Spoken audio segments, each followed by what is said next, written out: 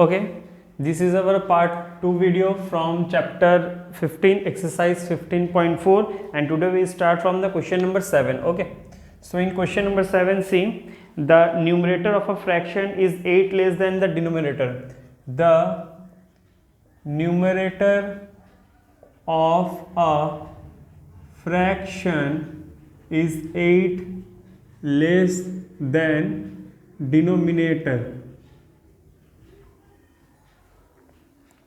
8 less than denominator if the numerator is increased by 17. If the numerator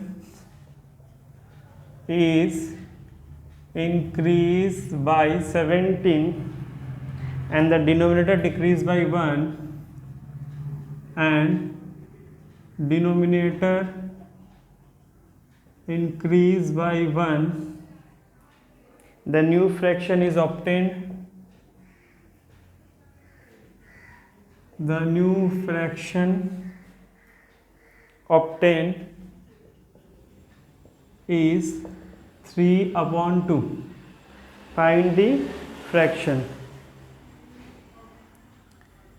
Find fraction. Okay, the numerator of a fraction is 8 less than its denominator if the numerator is increased by 17 and the denominator decreased by 1 and the denominator decreased by 1. Denominator decreased by 1. So new fraction obtained is 3/2. Find the fraction. Okay, let लिखा क्या है, numerator of fraction is 8 less than denominator. Let denominator be x. So the numerator is less than denominator यानी 8, that means numerator is x minus 8, that means numerator is x minus 8 by x. Okay, if 17 is added and 1 is subtracted from denominator, the new fraction is 3/2. Clear? So x plus 9 x minus 2 equals to 3/2. 2x plus 18 equals to 3x minus 6. 2x minus 3x minus 6 minus 18 minus x equals to minus 24. That means value of x is 24. So the numerator is the denominator is 24. Denominator is 24. So the new fraction is 3/2. The new fraction increases 17 and decrease by 2. Okay, denominator is 24 and the numerator is x minus 8, that means 24 minus 8. ये आ गया आपका 24 minus 8 यानी 16. यानी जो fraction था पहले वो क्या था, न्यूमरेटर 16 और डिनोमिनेटर 24. लेकिन आफ्टर दैट जब इसमें हम लोग क्वेश्चन में पढ़ा जा रहा है कि इसे 17 इंक्रीज कर दिया जा रहा है और इसे 1 डिक्रीज कर दिया जा रहा है. ठीक है, तो 17 इसमें इंक्रीज कर रहे हैं तो कितना हो जा रहा है 33. ठीक है ना, और इसमें 2 डिक्रीज कर दिया जा रहा है. क्वेश्चन आई थिंक 1 डिक्रीज कर दिया जा रहा है. सॉरी, पूरा मिस्टेक हो गया. यहाँ 1 इंक्रीज होगा, 1 डिक्रीज होगा, हमने 2 इंक्रीज कर, इसके कारण ही आंसर चेंज आ रहा है. Wait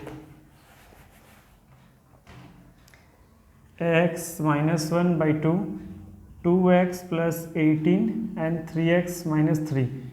2x minus 3x minus 3 minus 18 minus x equals to minus 21. So x equals to 21. So denominator is 21 and numerator is 21 minus 8 is 13. Okay, तो अभी जो फ्रैक्शन आ रहा क्या रहा 13 by 21. अब बोल रहा जो न्यू फ्रैक्शन कैसे आएगा, इसमें 17 इंक्रीज कर दिया जा रहा है, इसमें 1 डिक्रीज कर दिया जा रहा है, तो कितना हो जाएगा 30 और ये कितना हो जाएगा 20. देखिए न्यू फ्रैक्शन आपका जैसे क्वेश्चन में कहा था 3/2, ये 3/2. ये हमने रिजल्ट चेक कर लिया कि सही आ रहा है कि नहीं आ रहा है. ओके, नोट कर लीजिए.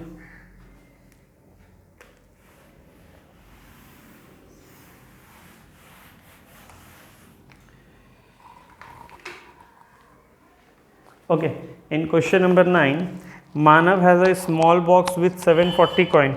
मानव के पास स्मॉल बॉक्सेस है जिसमें 740 रुपीज़ है. ओके, टोटल मनी जो है, please follow the book. Total rupees या टोटल मनी हम लोग लिख सकते हैं इक्वल्स टू ₹740. ओके, 740 जिसमें कितने कितने के डिनोमिनेशंस हैं, ₹1 के कुछ डिनोमिनेशन है, ₹2 के कुछ डिनोमिनेशन है और ₹5 के कुछ डिनोमिनेशन यानी कॉइन्स है। Okay, the number of coins of ₹2 are 3 times the number of the denomination of 1 and the number of coin denomination are twice the number of the coins 2। Question को अच्छे से पढ़िए, क्वेश्चन में क्या लिखा हुआ है। If the number of coins of denomination of 2 और 3 times the coins of the denomination of 1, तो हम लोग मान लेते हैं let number of coins of ₹1 be x. हम मान लेते हैं कि ₹1 के कॉइन कितने थे, x थे, तो ₹2 के कॉइन कितने हो जाएंगे, आज 3 टाइम्स यानी उससे 3 गुना, यानी ₹2 के कॉइन कितने हो जाएंगे, वो 3 गुना हो जाएंगे यानी 3x। ओके, और फिर कहा जा रहा है and the number of coin of denomination are of 5 are twice the number of coin, यानी ₹5 के कितने होंगे, जितने 2 के हैं उसके 2 गुने, यानी 3x × 2 यानी 6x। क्लियर, क्वेश्चन में क्लियर लिखा हुआ है the number of coin of denomination of 5 are twice the number of the coin of ₹2। Okay, तो ये हो गया यहाँ पे 6x, यानी ₹1 के टोटल वैल्यू कितने हो गए x, ₹2 के टोटल वैल्यू कितने हो गए 6x, और ₹5 के टोटल वैल्यू कितने हो गए 30x।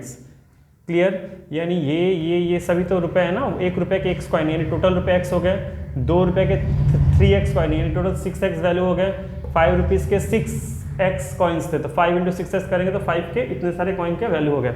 अगर आपके पास 5 होते तो 5 × 5 यानी 25 होते तो ओके, तो हम लोग ऐसे लिख सकते हैं ना, x + 6x + 30x = 740, यानी ₹1 के कॉइन के टोटल वैल्यू प्लस ₹2 के कॉइन का टोटल वैल्यू प्लस ₹5 के कॉइन का टोटल वैल्यू, सभी को प्लस कर देंगे तो कितना आ रहा है 740 आ रहा है। इट इज 37x = 740, x = 740/37 यानी value of x is 20। Okay, तो ₹1 के कॉइन कितने थे, 20 तो थे, ₹2 के कॉइन कितने थे, 3 × 20 यानी 60 थे, और ₹5 के कॉइन कितने थे 6x यानी 6 × 20 यानी 120 कॉइन थे। क्लियर, नोट कर लीजिए।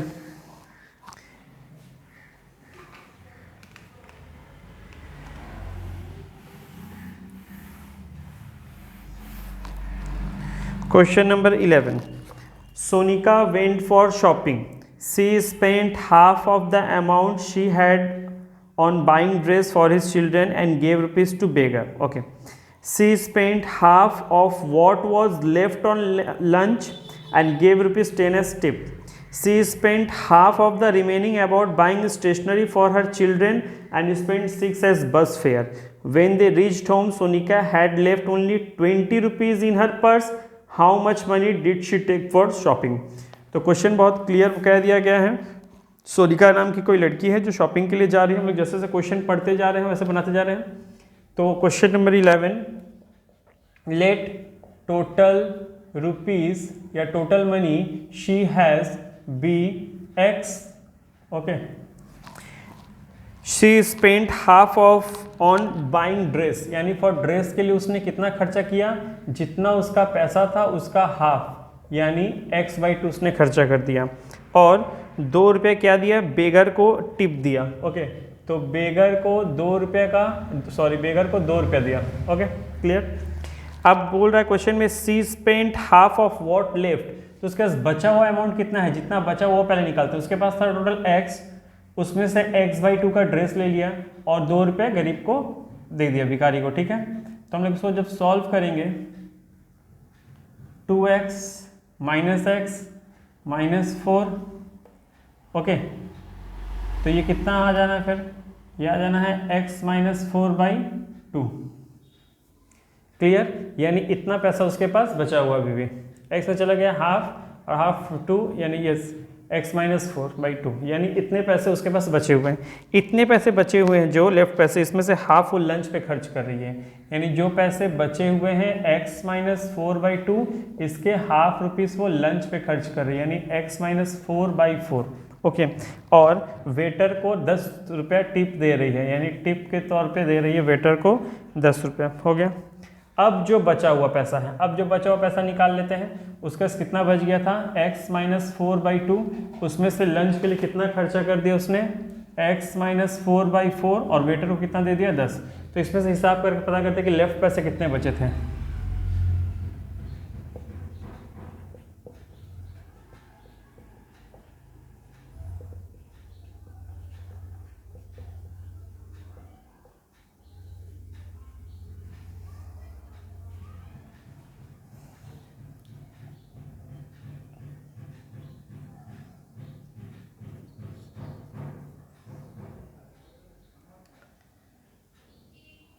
ओके, इतने पैसे उसका स्लैश बच गए हैं, x माइनस 44/4। जो पैसे बचे हुए हैं इसके पैसे को क्या करती है, स्टेशनरी पे हाफ खर्चे कर देती है।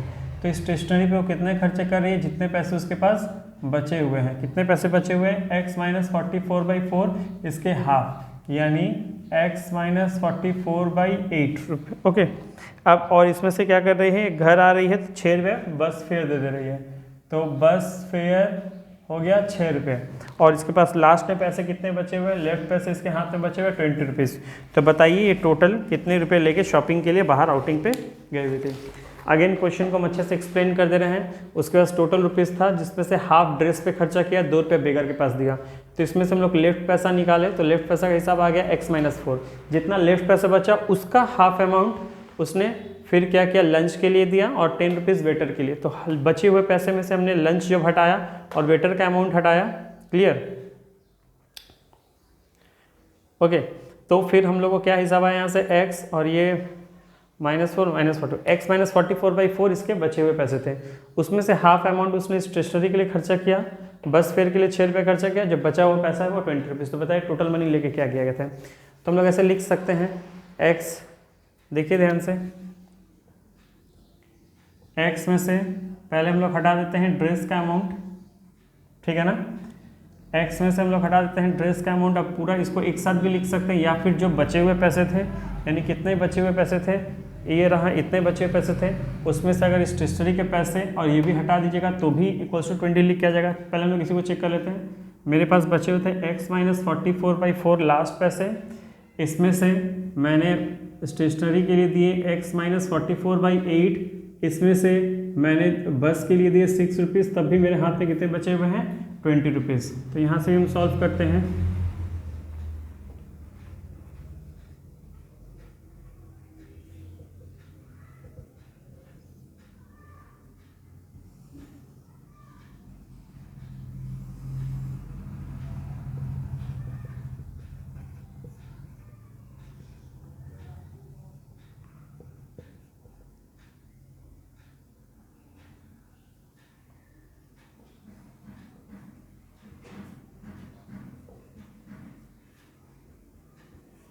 यानी वो 252 रुपीज़ लेके शॉपिंग के लिए गए हुए थे। ओके, नोट कर लीजिए।